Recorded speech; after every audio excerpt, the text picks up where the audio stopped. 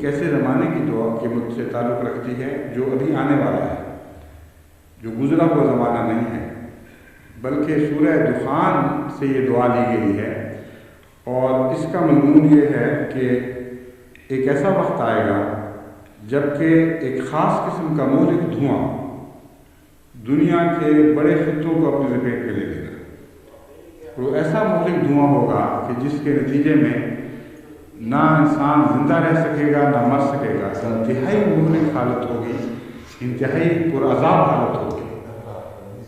فرمایا ایسی حالت میں کیا ہوگا؟ فارتقب یوم تأتی السماء بدخان مبین یغشی الناس۔ اے محمد صلی اللہ علیہ وسلم، آج جو یہ تیری باتوں کا انکار کر رہے ہیں اور تیری پیشگوئیوں سے تمسخر کر رہے ہیں، انتظار کر اس دن کا۔ مراد یہ ہے کہ تو اور تیری امت انتظار کرے۔ حضرت صلی اللہ علیہ وسلم کو یہاں مخاطب کر کے آپ کے بعد آنے والے آخری زمانے تک پیدا ہونے والے مسلمانوں کو مخاطب فرما دیا گیا ہے، اہل اسلام کو مخاطب کیا گیا ہے، اور یہ بتایا گیا ہے کہ بعض ایسی پیشگوئیاں ہیں جو لازماً پوری ہونے والی ہیں۔ ان میں سے ایک دھوئیں کی پیشگوئی ہے۔ اب آپ سوچئے کہ آج سے 1400 برس پہلے دھوئیں کے عذاب کا کوئی تصور ہی پیدا نہیں ہو سکتا تھا، کسی انسان کے وہم و گمان میں بھی نہیں آ سکتا تھا کہ کوئی ایسا دھواں ہوگا جو زمین کے بڑے بڑے خطوں کو ڈھانپ لے گا اور اس کے نیچے نہایت دردناک عذاب ہے۔ یہ ایٹمی دور کی بات ہے، اور ایٹمی دور سے پہلے کے انسان کے خواب و خیال میں بھی یہ بات نہیں آ سکتی تھی۔ بس اس دعا میں ہمارے لیے قرآن کریم کی صداقت کا بھی ایک عظیم الشان نشان ہے۔ فرمایا اے محمد ان سے کہہ دے کہ ہم تجھ سے یہ کہتے ہیں کہ تو انتظار کر، ایک ایسا زمانہ لازماً آئے گا جب کہ ایک بہت بڑا دھواں دنیا کے عظیم خطوں کو ڈھانپ لے گا۔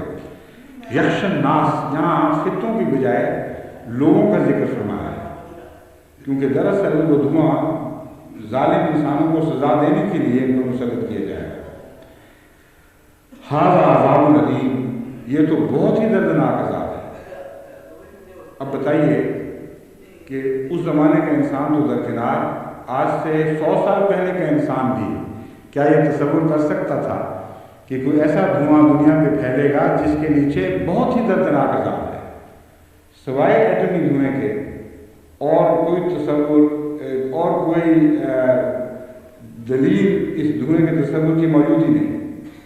جس کو یہ علم ہو کہ ایک ایٹم بم کے نتیجے میں بہت خوفناک قسم کے بادل اٹھیں گے اور وہ دنیا کو ڈھانکیں گے، جہاں جہاں جائیں گے وہاں عذاب پھیلاتے چلے جائیں گے، جب تک یہ علم نہ کسی کو ہو یہ بات نہیں کہہ سکتا۔ بس یقیناً یہ خدا کا کلام ہے، عالم الغیب خدا کا کلام ہے، حضرت اقدس محمد مصطفیٰ صلی اللہ علیہ وسلم کا کلام نہیں۔ آگے فرمایا وہ کیا دعا کریں گے اس وقت؟ ربنا اکشف عنا العذاب انا مومنون، وہ یہ کہیں گے کہ اے خدا اس عذاب کو ہم سے ٹال دے، ہم ایمان لے آئیں گے۔ بس معلوم ہوتا ہے کہ جب تک یہ واقعہ نہ ہو اسلام کی طرف بنی نوع انسان کا رجوع نہیں ہوگا، کیونکہ یہ دھوئیں کا عذاب اس وقت آئے گا بنی نوع انسان پر جب کہ بنی نوع انسان اکثریت کے لحاظ سے شریر ہوں گے، ورنہ تو خدا کا اتنا خوفناک، خدا کی طرف سے اتنا خوفناک عذاب نیک بندوں پر نہیں آیا کرتا۔ اگر وہ ایمان لے آتے تو اس عذاب کے آنے کا سوال ہی باقی نہ رہتا۔ بس یہ استدلال کیا جا سکتا ہے کہ اسلام کے قبول عام کے وقت سے پہلے لازماً نیوکلیئر بامز دنیا میں چلیں گے، اور دنیا کی ترقی یافتہ قومیں جو چاہیں کر لیں، اس قسم کی نیوکلیئر جنگ سے ہمیشہ کے لیے بچ نہیں سکیں گی۔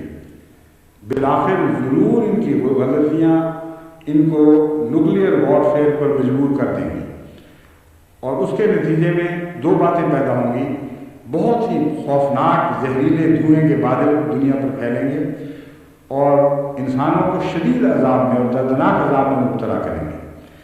دوسری بات یہ کہ اس کے نتیجے میں وہ ایمان لانے کی طرف متوجہ ہو جائیں گے۔ اس سے پہلے بھی ہیروشیما اور ناگاساکی میں 2 بم پھٹ چکے ہیں، لیکن ان کے نتیجے میں انا مومنون کا وعدہ کی آواز وہاں بلند نہیں ہوئی تھی، اور نہ دنیا نے اسلام کی طرف توجہ کی۔ بس اس لیے میں قطعی طور پر یقین کر رکھتا ہوں کہ اس آیت کا اور اس دعا کا تعلق آئندہ زمانے سے ہے، اور جب تک بنی نوع انسان کو اس قسم کی خوفناک سزا کے ذریعے جھنجھوڑا نہیں جائے گا، اس وقت تک وہ اسلام کی طرف متوجہ نہیں ہوں گے۔ فرمایا انا لہم ذکریٰ وقد جاءہم رسول مبین، اب وہ نصیحت کیسے پکڑ مانگ رہے ہیں، کس منہ سے کہتے ہیں کہ ہم نصیحت پکڑیں گے؟ وقد جاءہم رسول مبین، ان میں کھلا کھلا رسول ظاہر ہو چکا ہے۔ بس یہ کوئی اسی زمانے کے رسول کی بات ہو رہی ہے۔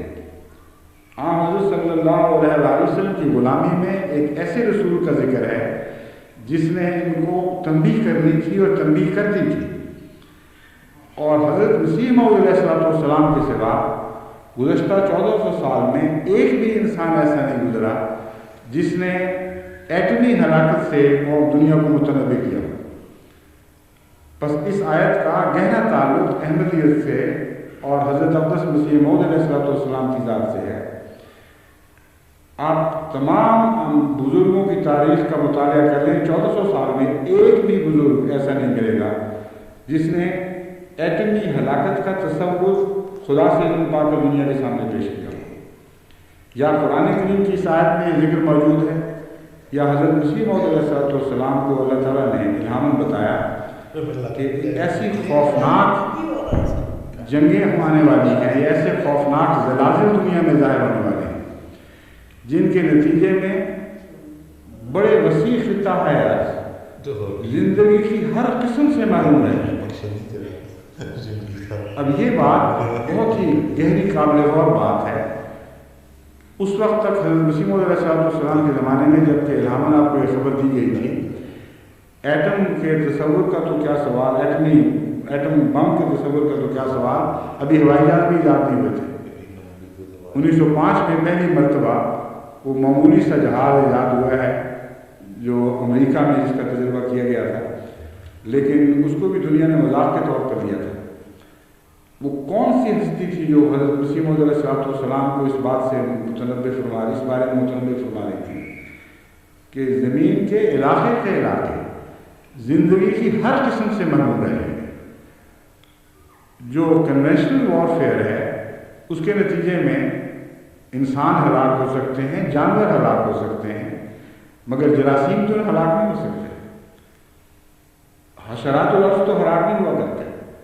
زندگی کی ہزاروں قسمیں ہیں جن پر دنیا کی خوفناک ترین جنگ بھی اثر انداز نہیں ہوتی سوائے اس کے کہ وہ ایٹمی جنگ ہے۔ ایٹم بم کے نتیجے میں زمین کی گہرائی تک زندگی کی ہر قسم سے آگے ہو جاتی ہے، اور یہ وہی دخان مبین ہے جس کی بات ہو رہی ہے۔ بس اس لیے میں نے یہ بات کھولی کہ اس دعا کا تعلق آنے والے وقت سے ہے، اور اس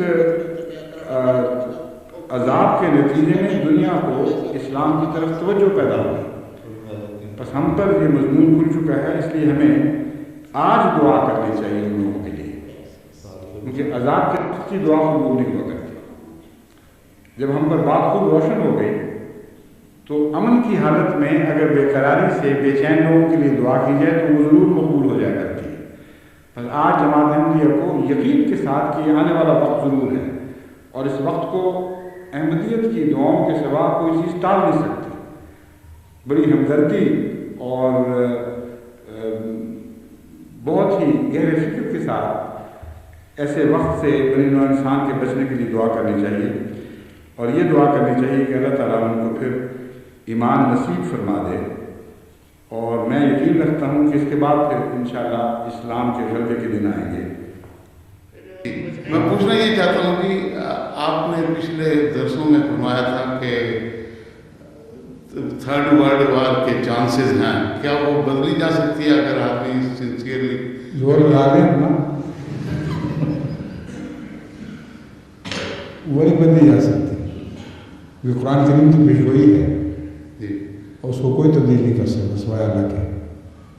دعائیں کریں اور اب مقبول دعائیں ہوں تو پھر تبدیل ہو بھی سکتا ہے، لیکن پیشگوئی کی شکل ایسی ہے کہ مجھے اس میں کوئی تبدیلی دکھائی نہیں دیتی، نہ ہونی چاہیے، کیونکہ اس کے بعد اسلام کے پھیلنے کی خوشخبری ہے۔ اس لیے دعا کریں گے تو اسلام کے پھیلنے کے خلاف بھی دعا ہوگی۔ حضرت یونس علیہ السلام کے وقت کو ہو گیا تھا دعاؤں سے، کیا ہو گیا تھا؟ مشکلات ٹل گئی تھیں اور وقتی طور پر، مستقل طور پر اس قوم کو بخشا نہیں گیا تھا، وقتی طور پر وہ بلا ٹل گئی تھی، تو پھر کیا ہو گیا؟ غیر ممکن تو نہیں تھا۔ دیکھیں اصولی بات ہے، خدا تعالیٰ جو خوشخبریاں عطا کرتا ہے وہ ضرور پوری کرتا ہے، اور جو وعید ہوتے ہیں ڈراوے